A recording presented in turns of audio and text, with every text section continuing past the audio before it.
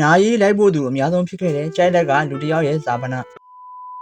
2018ခုနှစ်တုန်းက AR တိုင်းကျိုက်လက်မြို့မှာအစီအကားဆုံးနာရီတစ်ခုရှိခဲ့တယ်။ကွန်လွန်တဲ့သူကကျိုက်လက်မြို့ကအာဏာရှိတဲ့လူလည်းမဟုတ်ငွေကြေးချမ်းသာတဲ့တိုင်းဝန်းကြီးကလည်းမဟုတ်နာမည်ကြီးထင်ပေါ်ကျော်ကြားတဲ့ပုဂ္ဂိုလ်လားဆိုတော့မဟုတ်ပြန်ဘူး။ကွန်လွန်တဲ့သူကကျိုက်လက်မြို့ရဲ့လမ်းဘေးမှာနေလမ်းဘေးမှာစားလမ်းကိုပဲအိမ်လိုသဘောထားပြီးနေခဲ့တဲ့စိတ်ဝေဒနာရှင်မျိုးသားတဦးပါ။ဒါဆိုဘာကြောင့်စိတ်ဝေဒနာရှင်တဦးရဲ့နာရီကအစီအကားဆုံးဖြစ်ခဲ့ရတာလဲ။သူ့နာမည်ကဦးကြည်ဝင်းပါ။သူကလွန်ခဲ့တဲ့အနှစ်30လောက်တည်းကဆေးရောဂါဝေဒနာရှင်တဦးဖြစ်ခဲ့လို့လည်းပြောပါတယ်။ဦးကြည်ဝင်းကအရင်က10တန်းအောင်ပညာတတ်တစ်ယောက်လည်းဖြစ်တယ်လို့တက်မတော်တွေကိုဝင်ခဲ့တယ်လို့လည်းသိရပါတယ်။သူကလူမျိုးကြီးဖြစ်ပြီးသူ့ရဲ့ဇာတိမျိုးကျက်လက်ကိုပြန်ရောက်တဲ့အခါစိတ်ဝေဒနာရှင်တဦးဖြစ်နေပါပြီ။သူဘာကြောင့်စိတ်ဝေဒနာတွေဖြစ်သွားတာလဲဆိုတာကတော့ဘယ်သူမှရေးရအောင်ပြောနိုင်ပါဘူး။သူကဆေးရောဂါရှိနေပေမဲ့ကျက်လက်မျိုးရဲ့လမ်းတွေပေါ်မှာအမြဲတမ်းလမ်းပြင်နေတာကိုတော့ကျက်လက်သားတွေအမြဲတမ်းမြင်တွေ့ခဲ့ရမှာပါ။လမ်းပေါ်မှာအပေါက်တွေတွင်းရင်အုတ်ခဲကျိုးတွေကိုသွားရှာပြီးမြေဖို့တယ်လို့မြေကြီးကိုတဲပြီးလဲဖို့ပါတယ်။မိုးရွာလို့လမ်းတွေဘွားထားပြီးပြတ်သွားရင်လည်းမြေတွေတဲတွေကျုံပြီးလာဖို့ပြန်ပါတယ်။မနက်ခင်းအားရပါရလမ်းမြင်ပြီးရင်ဖုန်းကြီးရောင်းကိုထမင်းပြန်စားပါတယ်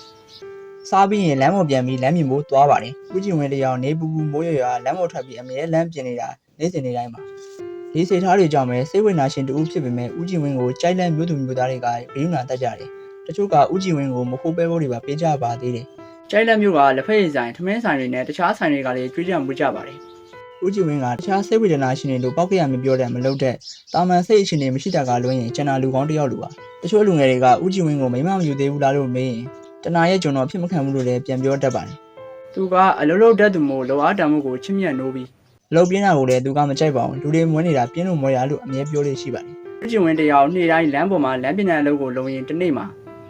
ကားတစ်စီးကသူ့ကိုမတိုင်းမိလိုက်ပါတယ်။ရင်တိုက်ခံရတဲ့ဦးကျင်ဝင်းကိုကျိုက်လက်ဆေးရုံကိုအချိန်မီပို့ဆောင်ခဲ့ပေမဲ့ကံမကောင်းခဲ့ပါဘူး။ဖြစ်ချင်းသိမကြသေးတဲ့အချိန်မှာပဲအသက်ဆုံးရှုံးသွားတာပါ။ဦးကျင်ဝင်းဇာပနာကို3ရက်ထားခဲ့ပြီးတာရီနာရီအသင်းတွေပရာဟိတအသင်းတွေဦးကျင်ဝင်းကိုချစ်ခင်သူတွေကပါဇာပနာကိုဝိုင်းဝန်းပြင်ဆင်ပေးကြပါတယ်။ဒီလိုနဲ့တကြိုတဲ့နေ့မှာကျိုက်လက်မြို့ကလူတော်များများက